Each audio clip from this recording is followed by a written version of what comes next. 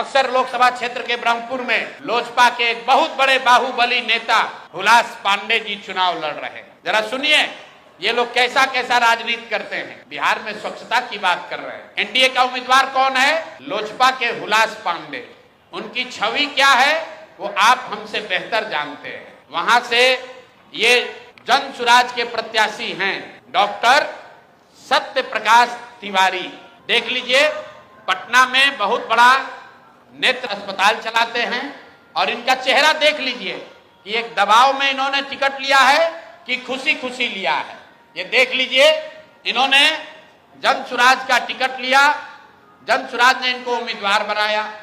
3 दिनों तक इन्होंने सक्रियता से वहां प्रचार किया, लेकिन कल जब नामांकन वापस लेने की अंतिम तारीख था, परसों रात तक ये साहब अभियान में लगे हुए थे, प्रचार कर रहे थे और कल सुबह में अचानक से भाई साहब ने अपना उम्मीदवारी, अपना नामांकन वापस लिया है। और वापस लेने के पीछे का चित्र देख लीजिए।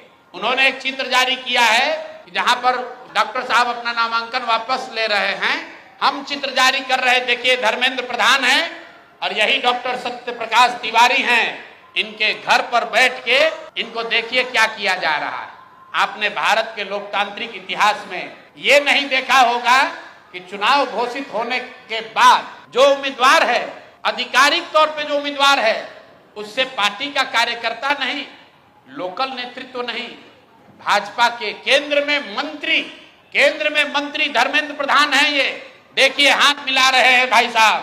इस डॉक्टर के घर पर बैठ के इसको दबाव देकर जबरदस्ती इनसे चुनाव में इनका नामांकन वापस लिया गया है। मेरे भाई, लोजपा के एक बाहुबली नेता को बचाने के लिए, वहां के एक जनसुराज के सभ्य डॉक्टर के उम्मीदवारी को खत्म कराने के लिए आप इतनी ताकत लगा रहे हैं, तो पूरा बिहार को ये देखने, जानने, समझने की जरूरत है कि जनसुराज के लोग भाग रहे हैं कि यहाँ खुलेआम गुंडागर्दी की जा रही है, लोकतंत्र की हत्या की जा रही है। आप बताइए, आप में से कोई भी आदमी, आप सारे पत्रकार, यहाँ देश के भी पत्रकार हैं, पूरे देश के इतिहास में, लोकतांत्रिक इतिहास में आप दिखा दीजिए कि जहां किसी दूसरे पार्टी का घोषित उम्मीदवार, उसके साथ भारत के केंद्रीय मंत्री बैठकर उसको डराकर, समझाकर, कोर्स करके उससे उम्मीदवारी वापस लेने के लिए मजबूर कर रहे हैं। ये चित्र आपके सामने जारी कर रहे हैं। ऐसी गलती इन्होंने सूरत में की थी लोकसभा चुनाव में।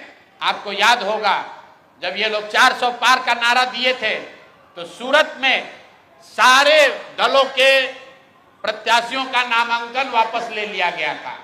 इस स्वतंत्र भारत के इतिहास में पहली बार ऐसा हुआ कि सूरत में भाजपा का प्रत्याशी बिना चुनाव लड़े ही जीत कर आ गया, लेकिन जनता ने उसका करारा जवाब दिया।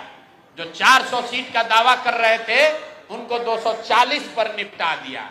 तो बिहार की जनता को आपके माध्यम से बताना चाहते हैं कि एक सरेआम लोकतंत्र की धज्जी उड़ाई जा रही है, सरेआम उम्मीदवारों को धमकी दी जा रही है, उनको घरों में बंद किया जा रहा है।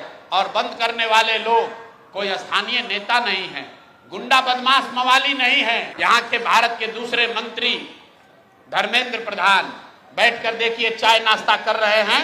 और डॉक्टर साहब बताइए, कोई एक डॉक्टर हिम्मत करके बिहार की व्यवस्था को सुधारने के लिए खड़ा हुआ है, आप उसका हौसला अफजाई नहीं कर रहे हैं, आप उसका विरोध कर रहे हैं। यहां तक तो ठीक है, लेकिन आप उसके घर पर बैठ के उस पर राजनीतिक, आर्थिक, सामाजिक दबाव बना रहे हैं, उसको धमका रहे हैं। ये कहां तक ठीक है? ये बिहार की जनता को देखने और समझने की जरूरत है।